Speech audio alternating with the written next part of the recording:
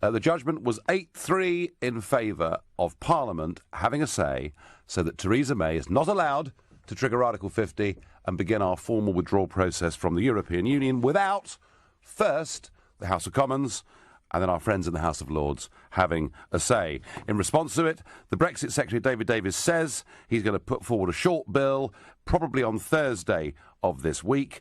I guess they're doing it as quickly as they can, but there are people lining up to put down amendments. We have Tim Farron, who of course wants us to have a second referendum because he simply can't bring himself to accept the result of the first one. The SNP in similar vein, and the Labour Party. Well, Jeremy Corbyn as decisive as ever. He says Labour respects the results of the referendum and the will of the British people and will not frustrate the process of invoking Article 50. So it sounds clear, and then you get the next sentence, when he added that his party would seek to amend the Article 50 bill to prevent the Conservatives using Brexit to turn Britain into a bargain basement tax. I mean, just, you know, I've no idea actually where Jeremy Corbyn stands on this, other than his party is pretty split on this, but I'm certain there'll be Labour MPs that vote outright to stop Article 50 being triggered. But either way, the real question here is, do you think that this is a good day or a bad day for democracy? And the reason I say that is that it took many, many years to force David Cameron as Prime Minister into promising the British people a referendum. In the end, we got to it. And when the campaign began, he put out a leaflet. One went to every house in the country from HM government. I was furious. They spent £9 million putting out a leaflet telling us how wonderful the European Union had been for jobs, the economy, security, and so on. But there was a very important page in this document. It said it was a once-in-a-generation decision. And he couldn't have been clearer. Cameron said, this is your decision. The government will implement what you decide. Namely, normally we, in Westminster, make the laws by which you're governed. But for once, just this once, this is your decision. It's something called direct democracy, and we made our decision, and we voted to leave. And the very idea that we're going to hand back this decision to the very group of people in the House of Commons who've spent nearly 50 years leading us on a path towards full European political union without ever telling us what their true intentions were, I am horrified and, frankly, pretty angry about. I think voters are being treated with complete and utter contempt, and I think there's a large section of the establishment in this country who will attempt to do whatever they can to dilute or delay the whole Brexit process. So tell me, perhaps you think it's great that this is going back to Parliament. Perhaps you think the people themselves shouldn't ever have been given a referendum in the first place. I don't know. Perhaps, like me, you're becoming, and I am as the day goes on, becoming increasingly annoyed about all of this. Either way, let me know. It is the big question of the day. And to get involved, call me on 0345 60 60 973. Text me at 84850. You can tweet me on @LBC. Don't forget the hashtag Farage on LBC. And you can watch the show live. Just go to LBC's Facebook page now. And we're going to crack straight on. And I'm going to ask Jacob in Coulsdon, is this a good day or a bad day for British democracy? It's a fantastic day for democracy. Oh, wow. Right. Tell me more, please. Because if you believe in democracy, you believe in a separation of powers between the executive, legislature and judiciary. And if you believe in that, then you believe that the Supreme Court does not act with any political agenda in mind, but they act to preserve democracy and are more concerned, as far as Brexit is concerned, with the legality of the process. Now, a government win, in this instance, whereby prerogative powers can be wielded to trigger Article 50, means that there is no care or consideration afforded to elected representatives to bring in a change that will have a material effect on domestic law, which, as I'm sure you know, prerogative powers cannot do. So therefore, if we want to be upheld as a pinnacle of Western democracy, we need for those who we have elected to have a say in any effect on domestic UK law, which a vote in the House of Commons will, once the issue or the bill that's drawn up is presented to the House. So well, Jacob, if it's that clear, Jacob, if it's that clear, how come it wasn't a unanimous decision then? I mean, it was very, very clear that, Lord Neuberger wanted it to be a unanimous decision. They must have wrangled quite hard over this, and still, 3 of the justices stood out against this decision, not believing it to be right. Yeah, I mean, my lunch break is only so long, so I didn't have the time to read the dissenting judgments in full. However, what has perhaps coloured their view is the context in which this particular issue was brought about. You've got the preceding referendum, so you've got the will of the people being expressed, and therefore the government, for intents and purposes, wants to enact that bill by being able to trigger Article 50, which is all well and good. However, the process is what we're concerned with. The issues, I think, are being conflated, and the media's getting hold of it and holding the Supreme Court up as some sort of challenge to democracy, whereas that's not what it's concerned with. What it's concerned with is the process. Was it wrong then? For HM government to put a leaflet through every door in Britain saying, this is your decision, the government will implement what you decide? Was that a mistake? Were they not telling us the truth? I don't think it was a mistake. I think it was misguided. I don't know if you could call it a mistake, because if in electing representatives, what you're doing is you're ceding some of your you're allowing them to make decisions that they believe will be in your best interest. So long as they can make a convincing case for that actually being reality, then they would expect for you to vote with your feet and therefore to back any proposals that they make. Now, regardless of what any Brexiteers campaigned for, if the people, as they have done, have turned around and said, no, we want to be out of the EU, then it is their responsibility as just that, elected representatives, to actually see that into fruition. So, whilst it was misguided for them to have... Jacob, you may call it misguided. I call it an outright deception, but I thank you for your comments and your thoughts, and I wonder what Mark in Enfield thinks. A good day or a bad day for democracy, Mark? Oh, Nigel, hello. Doesn't it just make your blood boil? It does mine, yeah. I knew, right, I knew the ruling was going to go this way, but all those blinking weasel Remonians saying that they respect the democratic decision taken by the British people on the 23rd of June, my blinking derriere, they respect the will of the British people. And the funniest thing that I heard said by one of those weasels today was that this was a victory for democracy. Yeah. Now, can you believe it?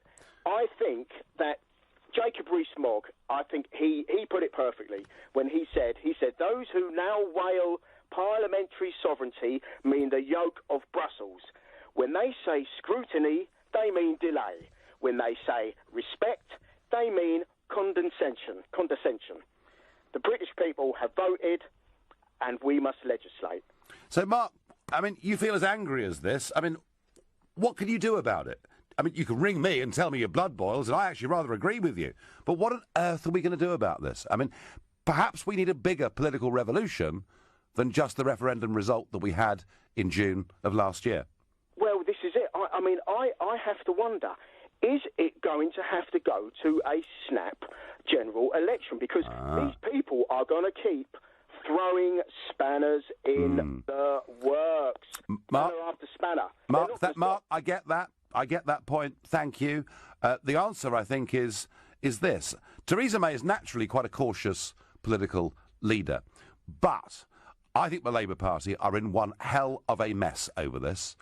They've got their Euro fanatics in the party, and they've got a small handful of Eurosceptics. The Corbyn line from today, which I read out, is utterly confused, and I've no doubt they'll be voting in all different directions on this and on the amendments that get put down on the bill. Remember that Labour are looking down the barrels at by-elections which take place on the 23rd of February, so less than a month away. One is in Copeland, up on the Cumbrian coast. The other is in Stoke-on-Trent. They are both long-time Labour seats, but they are both seats in which the overwhelming majority of Labour voters voted for Brexit. If Corbyn's troops in the Commons are seen to be thwarting the will of the people in Copeland and Stoke-on-Trent, they will pay a heavy price. In fact, maybe heavier than just losing that by-election. Maybe that gives Theresa May the opportunity to go for a May general election and for the Labour Party to be wiped out. So, Mark, you made a good point there. The stakes are very high indeed. John in Formby, Lancashire. Good day or bad day for democracy, John? Oh, well, I'm not too disheartened. As Bill Shankly said, we're not beaten yet. Right. Go on. I'd like to give you two things, an impression and a suggestion. Yep. The impression I have is... I'm reminded of two of my favourite films. Firstly, Bridge of the River Kwai. The Ramonas are just like Colonel Nicholson when he goes mad at the end and is in despair about the bridge being blown up. Yes. And another film, Zulu. The Ramonas are a bit like Stanley Baker and Michael Caine defending the fort. They've got various fallback positions until they come to the final redoubt. Well, John, thank you very much for that tour of films. But is this a good day for democracy? I think it is a good day. Right, so do you... Because we can look at the positive. Yeah. We've flushed these people out. I've been hearing disgusting stuff on the radio today about people who voted Leave not being decent. And that almost as if Polly Toynbee should be given 100 million votes. And other ordinary people, thick, northern, working-class people, is basically what they're saying. Yeah. Should only have half a vote. So what I would like to say is some way of sorting out the Constitution, and the point I would make is this, that Parliament should no longer be sovereign, it should be the people. Quite right, John. I'm 100% with you. It is the people of this country. That's where sovereignty lies. Your Facebook messages coming in. Jean Robertson says, out should have meant out. The people voted in a national vote. Leroy Hollingsworth says, in the words of Theresa May, Brexit means Brexit. Well, yes, but not to many in the House of Commons. And Andrew McKinnon says, stop whining and moaning, Nigel. British law is upheld and you say boo-hoo, get over it. Well, it just depends whose interpretation of British law you're listening to. It also depends whether you have total confidence in the independence of a modern-day judiciary. Right now, you're listening to The Nigel Farage Show, exclusively on LBC. It's 7:15. Get that referendum, and when it did, a leaflet went through every door in Milan from HM government saying, this is your decision. The government will implement what you decide. And now a group of wealthy business people, many MPs in the House of Commons, many people in the House of Lords, sections of the media are trying to do everything they can to delay and dilute the whole Brexit process. And I've got a Facebook message here from David Phillips who says, appreciate what you're saying, but you wanted sovereignty and now argue against it. As the whole referendum was a complete pack of lies, I think we need to review where we're going as a country. David Phillips, you couldn't be more wrong. Sovereignty does not lie with Parliament. Sovereignty lies with the people. And once every 5 years or so, what we do is we exercise that by putting people, representatives, into the House of Commons to act on our behalf. The point about it, David, is they serve us. We don't serve them. And I think politics in this country has become so arrogant that actually they believe it's the other way around. They think we're too thick, we're too stupid, we're too ignorant. Most of them actually now don't think we should ever have been given a referendum in the first place. Sovereignty lies with the British people, not with the career politicians in Westminster. And I feel very, very strongly about that. I wonder what Chris in Temple thinks. Is this a good day, Chris, or a bad day for democracy? Well, it's most definitely a fantastic day for democracy because it's an example of one of the most respected judiciaries in the world, making a definition of significant, a decision of significance that affects the lives of many people. But really what I want to know from you, Nigel, is what is your legal argument for saying that the decision today was wrong? And I assume you think the decision today was wrong, judging by what you said, but what is your legal argument for saying that it's wrong? Well, I mean, clearly, the legal arguments, we can go around in circles, but basically, governments do have the ability to sign international treaties and to make big international decisions. And it seemed to me that the way that the 1972 European Communities Act was adjudged in terms of its impact on British law, you could have viewed it either way, all right? And that's why, of course, it was, despite huge pressure, a split decision. So I think, Chris, we can agree that perhaps legally, it is very difficult to say what is right and what is wrong. It's why we're here in the first place that really concerns me, the fact that a group of very wealthy people who are doing very nicely, thank you very much indeed, many of them who, I watched...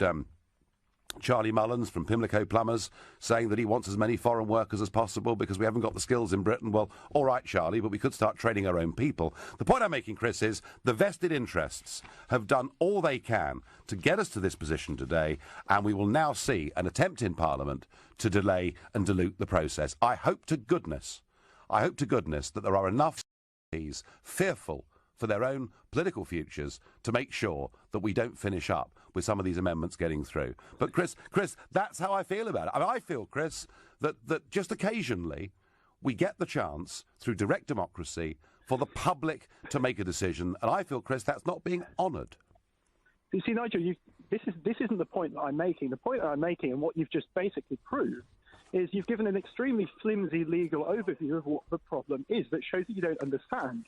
And my point is... so are you saying the three justices, Chris, didn't understand either? That's the point. It's an extremely contentious legal issue. I fully accept that. I fully accept that legally it's contentious. I'm asking why we're here in the first place. Why we're here in the first place is a challenge to the court.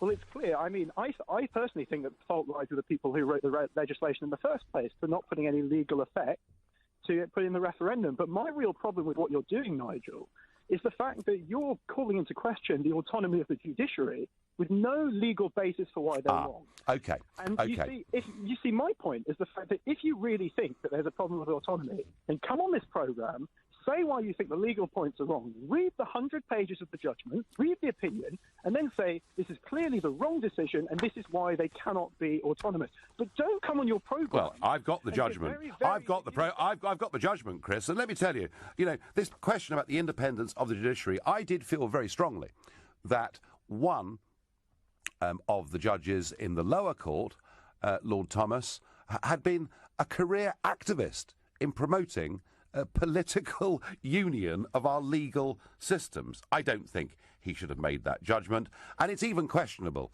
perhaps, whether one of the people sitting today, Lady Hale, who appeared to have prejudged the whole thing some months ago at a conference out in the Far East, should have been there. So there are questions about whether our judiciary is as independent as it used to be. But I haven't attempted, Chris, to get into long legal arguments tonight, despite the fact I have in front of me barristers' opinions and goodness knows what. To me, I will agree with you on one thing, that it would have been much better had the legislation been framed to say that it was a binding referendum, and I would suggest that at any future national referendum, it has to be legally binding. Chris, I thank you for your opinion and your call. Clive in Mid Wales, is this a good day or a bad day for democracy, Clive? It's an awful day, Nigel, and it's great to speak to you, by the way. Thank you. I'll explain.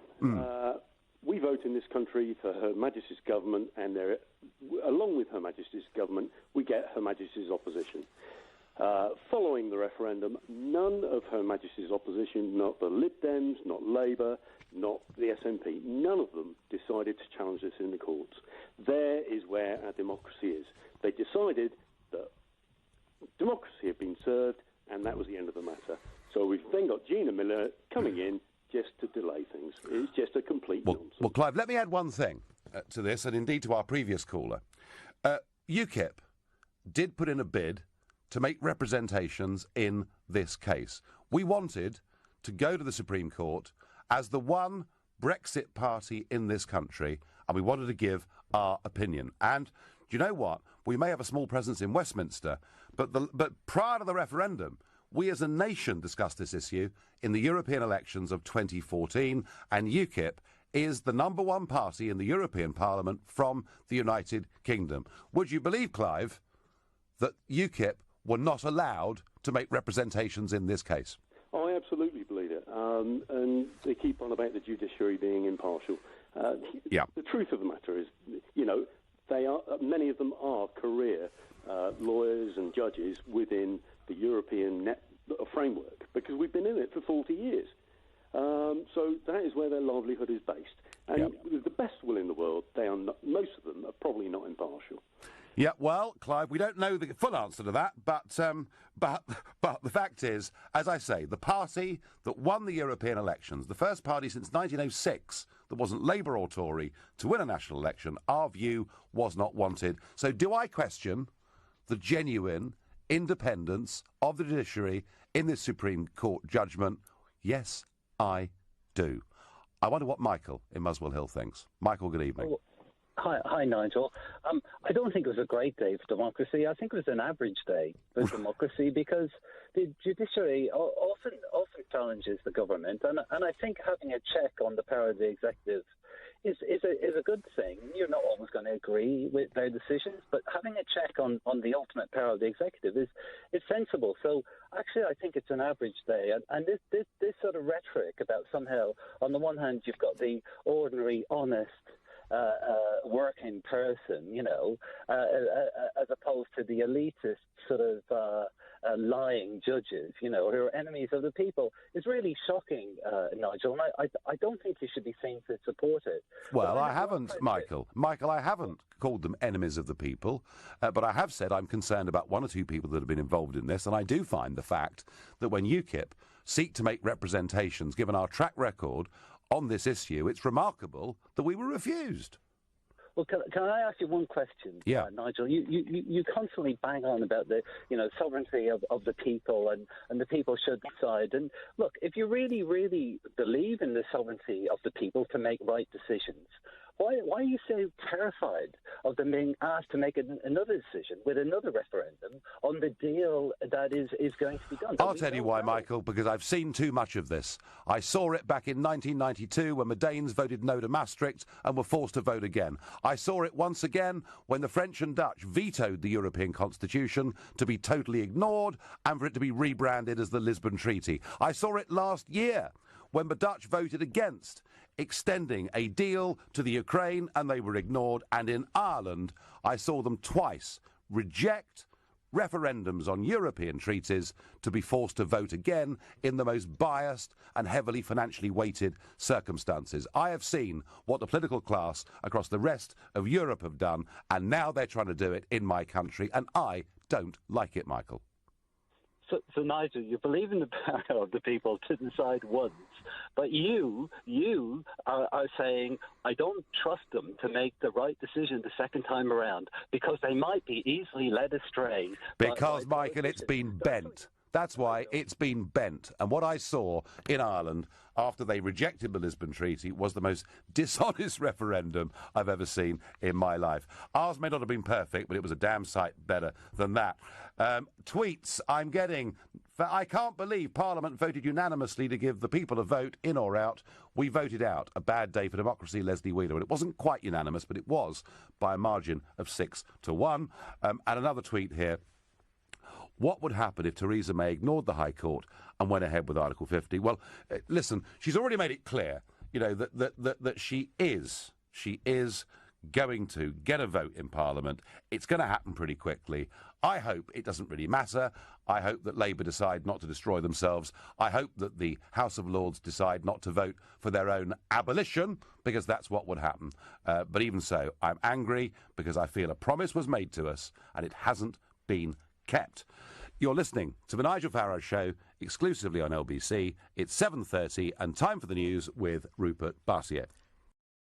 It was sort of treats like grown-ups because they told us in this leaflet through every door, this is your decision. The government will implement what you decide. And now it goes back to the very same career politicians who for half a century have led us into political union in Europe without at any stage telling us the truth. And I'm angry about it. I think it is genuinely a breach of trust. And your text coming in. Please tell me Brexit will not be unravelled after today's ruling by the Supreme Court. Tracy in Laleham.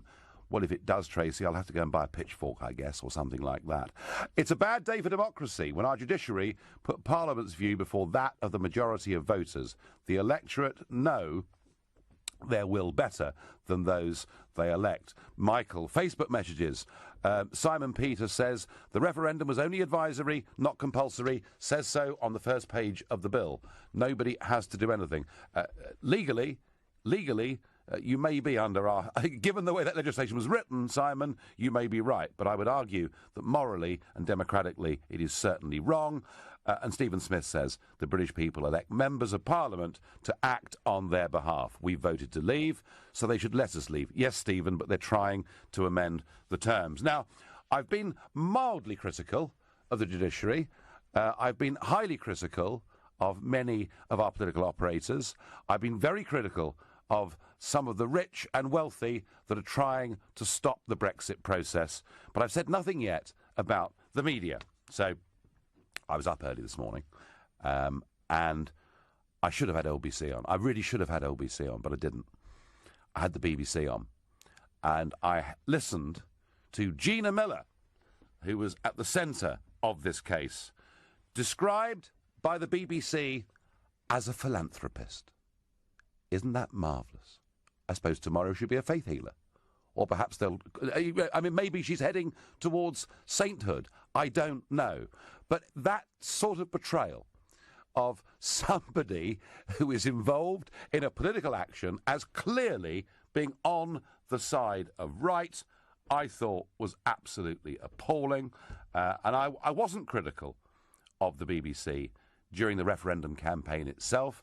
They acted actually in a very even-handed way, and full marks to them. But I'm afraid, I fear, they have now reverted to type. Philanthropist. So they're the good guys, and we're the evil, nasty, bad guys. Oh, and Gina Miller said earlier on today, and this was on LBC, she said that she was really surprised and upset at the number of attacks that she'd had as a result of this action, and she thought that was because she was an ethnic person. Well, I'm really sorry, Gina Miller, but, you know, I'm a privately educated white person, and I've received absolutely shed loads of abuse from many of the people who were cheering you on today. I'm afraid in the modern world, and with social media, if you put your head over the parapet, don't be surprised when it gets shot at. It's not nice, it's not pretty, and those of you out there who are thinking about a career in politics, my advice would be think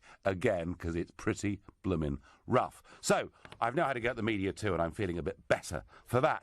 I wonder what Deborah in Portishead thinks. Is this, Deborah, a good day or a bad day for democracy? Oh, Nigel, it's a disastrous day. Hello, I'm so pleased to meet you. I follow you all the time on the TV, and I am just livid. I've had the most disastrous day. I've been up since 6 o'clock, watching TV. I think Piers Morgan could actually make me cry, definitely, at this stage in my life. But this, on a serious note, I am getting more furious as the day goes on, because Theresa May... Does the country not realise that Theresa May is about to go out to meet Donald Trump on Friday? This now puts us in a very weak position yet again. Just as we think things are moving on, everything's gone 2 steps backwards. I'm gutted. Yes. And I think the Liberal Democrat leader, wow, he needs to be strung up. He's after a bit of your glory. I think he wants a bit of Nigel Farage glory. Because he is really winding me up. I'm not sure that I'm going to advocate or support the concept of stringing people up, but he is certainly damned annoying. I would agree with that. Deborah, you raise a very, very important point, that she now goes to meet with Donald on Friday with some degree of uncertainty hanging over the process. And now, what will he think when he meets her? Is he going to be so keen to do a deal that he might have actually had in mind already?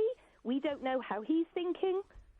I certainly think it's interesting, isn't it, that one of the main arguments that the Remain campaign used in the referendum was that if we vote to leave, there'll be huge uncertainty. And yet what they're trying to do is put uncertainty on the whole Brexit process at every stage. Deborah, you raise a really good point, because, you know, Trump likes to see things in very, very clear terms. You know, it's yes or no, it's do a deal or don't do a deal. And I agree with you. I think this will bring some confusion. And if you're that livid, Deborah, you better pour yourself something in a glass, I think, because otherwise you might explode. Thank you for your call. Tim French says on Facebook, I don't recall Parliament getting a vote when Ted Heath signed us up to the EU, so why can't we contest that? Well, actually, Tim, we did. Parliament did vote in 1972 for a European Communities Act. Heath then took us in. And there are some that would argue, actually, Heath did use royal prerogative ultimately to do that, so why can't we do that to leave? But I tell you what's really interesting, that in 1975, the people of this country had a referendum on our continued membership of the European Economic Community, and guess what? The establishment won, and nobody challenged it, nobody took it to court, nobody asked for an immediate rerun of the referendum or claimed it was illegal. And that's kind of the feeling I've got from all my experience in Europe and now seeing what's happening here is actually these people don't really believe in democracy. They just believe in their own version of it. I wonder what Patrick in Battersea makes of today's judgment and its implications for democracy and trust between our politicians and the people. This isn't about trust between the politicians and the people. This is about the rule of law. The rule of law today, this evening, says that Parliament will vote upon that ruling. That's what the rule of law says. You campaign to get our courts precedence over European courts. You campaign to get our Parliament to make decisions on the basis of British people's whatever they want. You have got what you want. What is your problem? Because I believed David Cameron. I mean, I must be a complete fool, but I believed David Cameron and HM government when they told me, this is your decision, the government will implement what you decide. That's the point, Patrick. You know, it was sold to us that whatever you decide, we will implement, and now the game is changing. Nigel, you have lawyers. They must have advised you, and I think I saw Maria Miller force you to admit that you knew that it was not binding on one Sunday morning. No. The fact... Yes, she actually did, actually. She forced you to admit the fact that it wasn't binding. The referendum wasn't binding. The fact it wasn't binding, Patrick... You wanted the courts to make the decision. You wanted the British courts to make a decision, and you wanted British Parliament to take precedence over everything else. Believe you me, what you've got. Patrick, believe you me, I've got plenty of legal opinion sitting on my desk that goes exactly in vain with three of the justices today who voted against this, all right? I think, you know, if we get stuck in these legal arguments, we are all going to be in a mess. And I haven't tried, actually, to make this so much about the judgment itself as to why it's happened and to what this process is. And, Patrick, I want Britain to be an independent, self-governing nation. Yes, absolutely I do. But the point I'm making is that when you say to the people of this country, this is your decision, you can make it, I think it is a matter of trust when suddenly that appears to have been taken back to the very people who took us into the European project in the first place. Nigel, listen, the deal is that governments get beaten in the courts all the time. Yep. They get beaten in the courts on all sorts of issues. Theresa May's been destroyed in the courts over the 6 or 7 years that she was Home Secretary. The deal is this. Governments can tell you what they want. Mr. Cameron could sing whatever song he wants. When it comes down to it, it comes down to the Supreme Court, which is what you wanted. You wanted our Supreme Court to be supreme. And actually, that's what they've done. They've made a decision that you don't like, and now you're griping. Actually, Patrick, what I really wanted was for the government to do the other thing it promises in the referendum, which was to immediately trigger Article 50. That's what Dave told us would happen, and it didn't happen. And if Theresa May, when she took over, had dithered a bit less and triggered Article 50, we wouldn't be in this mess today at all. Patrick, we have a different point of view, and that's fine, and that's good in a democracy to have that argument. Your text coming in, the power of the people can come out in the next general election. All the MPs that have stitched us up can be sacked. Mike, well, Mike, I promise you, if Brexit doesn't really mean Brexit, then I think we may well see in 2020, if that's when it comes, a very dramatic general election indeed. Nigel, whilst I agree an MP vote in Parliament should happen, the British people voted to leave, so they should vote in relation to how their constituents did. If they don't, the public will show their disdain at the next vote. James in Cheshunt. Yep, there's one or two of you beginning to say that if really our decision is not implemented in the correct way, there could be a huge political price to pay by individual MPs, and who knows, maybe by Corbyn's Labour Party in 2 by-elections coming up in less than a month's time. Right now, you're listening to the Nigel Farage Show exclusively on LBC. This is your decision. The government will implement what you decide, is what that wretched leaflet that came through my door said, but there we are. It hasn't quite worked out that way, and I will, at the top of the hour, give you my final thought. But meanwhile, I'm going to keep taking more calls, and I'm asking people, is this a good day or a bad day for democracy? And I wonder what Liam in Cardiff thinks. Hello, Nigel. How are you doing? You all right? Yeah, fine. What do you think, Liam? Well, I think it's a great day for democracy, Nigel. Absolutely a great day. I mean, what I wonder is what you wanted people to vote for in the first place, because it seemed like you wanted sovereignty for British Parliament, which I guess that vote was undermined by the fact that we had a vote on whether we'd be part of the EU or not anyway, which kind of says that we had sovereignty anyway. And then when you get what you wanted, you throw your toys out the pram. This is sovereignty. This is what sovereignty means. And I think with respect, you've dressed up sovereignty to legitimise perhaps a less noble argument. I was arguing, Liam. Which was, let me finish, please. Go on. Which was essentially your argument against immigration. Now, I think there are plenty of reasons to come out of the EU, and I was a reluctant Remainer, I must say, based on the bureaucracy that goes on there.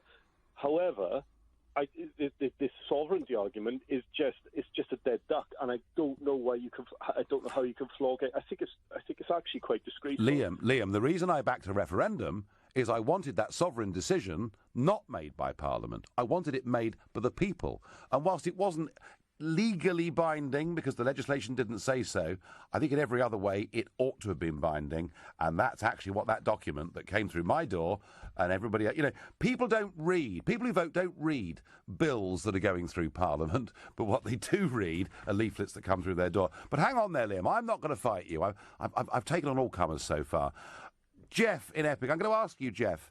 Liam thinks it's a great day and that we should trust our politicians and that sovereignty rests in Parliament. How do you feel, Jeff, about that? Hi, good evening, Nigel. Big fan of yours. Good I'll make it really easy for you. The note came through the door telling us about the referendum. Yep. At 7:01, when the election polling station opened its doors, I was down there voting out. Right. So, and me and the cat wanted out as well. So let me tell you, Nigel, I think you need to get back into control of Ukip. You need to go and bang the drum again, because this is an undemocratic day. It's a bad day. I voted out. Yep. We won the election. We won the football match. 2-1, 3-1. You can't replay it. We've made a decision. Let's get on with it. Right, Jeff, thank you for that clear vision. So, Liam, there are millions of people, Liam, like Jeff out there. They're part of a 17.4 million. They thought, when they woke up on the 24th of June, if they'd gone to bed last year, that we won this great historic victory, and now we're being told that Parliament could possibly amend it or delay it. Can you see, Liam, why people aren't happy? Yeah, I can. But what I would say, Nigel, is winning the victory is fine, but what is the trophy? There's been no defined prize out of leaving the European Union, and you have manifestly failed to make that point. Oh, Liam. Wait. Come on. You bang on about a leaflet that was sent to the door. We can also bang on about the bus, which admittedly you had little to do with, but also the billboards that you put around the UK. That's bloody disgraceful, mate. What, the truth? Liam, let's not refight the campaign arguments themselves. There's no point in that. But what I would say to you is, however you feel about this, and OK, there is this argument that sovereignty lies in Parliament, but I'm going to maintain until my dying day that actually, and interestingly, Tony Benn would have argued this had he still been alive, that sovereignty does not lie with individual politicians sitting in Westminster. Their authority is lent to them at general elections and then handed back to the people to decide whether they should continue to have that authority. The time that is broken and it changes is when you have a referendum and you go through an exercise of direct democracy. And I am very, very sure that a very significant percentage of those 17.4 million tonight think something isn't quite right here. I wonder what Craig on the Scottish Borders thinks. Craig, good evening. Good evening, Mr. Farage. It's an honour to speak to you. Right, Craig, what do you think then? Good or bad for democracy? Well, I think it's a good day for democracy, but perhaps for a slightly different reason than most of these callers. Go on. Well, it's been said now just on the news that Nicola Sturgeon cannot veto the decision for Article 50. She can't block it. I mean, we voted as one big nation to leave the EU. Yep. And she can't respect democracy. She cannot respect democracy. She didn't respect it when I voted to remain in the UK, and she's not going to respect it to leave the EU. Well, Craig, I will agree with you on that. The one mercy of this judgment was that they decided that the Welsh Assembly, Stormont, the Scottish Parliament, could not on their own make decisions on this. They give opinions, obviously, but they can't make decisions because we are a United Kingdom. So, Craig, I guess it's a mercy that happened, but had it not happened effectively, it would have been the end of the United Kingdom, wouldn't it? Oh, definitely. And I mean, she keeps saying, if we vote Brexit, we're going to have an India ref. Didn't. If we leave the single market, we're going to have an India ref. Yeah. Didn't. Yeah. Mind you, Craig, I think that if they did have a second referendum, and there may come a time to call her bluff, but I feel if there was a second referendum, firstly, the oil price is about $50 a barrel, and all their numbers had been based in the last referendum on $113 a barrel. Secondly, to join the European Union, you cannot have a debt-GDP ratio of more than 3%. In Scotland, it's 10%. And how many Scots would actually vote to be part of a European Union that said they had to join the euro and wanted to be in the Schengen area? So I actually think that if there was a second referendum on this, where she wanted Scotland, to sign a new treaty to be in the European Union, I think it would get rejected by a much bigger margin than the independence referendum of 2014, Craig. That's my view. Oh, definitely. Yeah, good. Well, thank you very much indeed for that call. We got the Scottish dimension in there. Maureen Cuddy says on Facebook, think it's a disgrace what has happened today. The next election, we can sack them all. Well, Maureen, it may well come to this if people aren't happy. Tweet here, Cameron promised us he would immediately trigger Article 50. He bottled it. He lied. Why aren't we taking him to court? Well, he's gone, Ann Cooper. He's gone. But Theresa May, I genuinely think one of the reasons we're in this pickle is that Theresa May was indecisive. Now, it may well be that nothing comes of it. It may well be that they get Article 50 through the House of Commons very easily, and all the amendments are defeated. I hope that's the case, but there is at least a degree now of uncertainty about it. And I'm going to ask Hannah from the Elephant and Castle what she thinks about this. Hannah, good evening. Hi, Farage. I wanted to ask you a question, given that last conversation. I think it's a good day for democracy, by the way. But the last person you were just speaking to now was talking about Scotland. Now, you seem to have a very kind of specific, narrow and particular idea of what sovereignty means and who gets to be a part of this popular sovereignty. Yeah, voters. Voters, yeah. Hannah. Okay, voters. So what? Presumably, I mean, every single basically council in Scotland voted Remain. So my question to you is, okay, well, the UK, by and large, voted to leave the EU. And presumably, because we live in a democracy, MPs will, when they go to Parliament, vote in the way that their constituents voted. Now, if Scottish members of Parliament are to do that too, then they would vote to stay within the EU because that is overwhelmingly how their constituents voted. And that is how sovereignty works. And for Scotland then to maintain popular sovereignty, for Scottish government, for Nicola Sturgeon's government to maintain popular sovereignty, it would have to stay true to how its constituents voted. So it seems to me like the way that you see this is we want sovereignty for racist, rich, white men. But oh dear. Now listen, Hannah, really, we can have a proper debate on LBC, but if you're going to come out with just drivel, then that really doesn't work at all, and I'm sorry about that. Well, my final thought on all of this is I left a career in business to come into politics because I did not trust the establishment, and after today, I trust them still less. Article 50 will probably go through without any great problem, but there is now a risk. What I do know is that all of us that believe in independence, all of us that believe in our country to be free, to make our own laws, we have got to keep the pressure up until this is finally done. There are many in the establishment there to thwart us. You've been listening to the Nigel Farage Show here on LBC.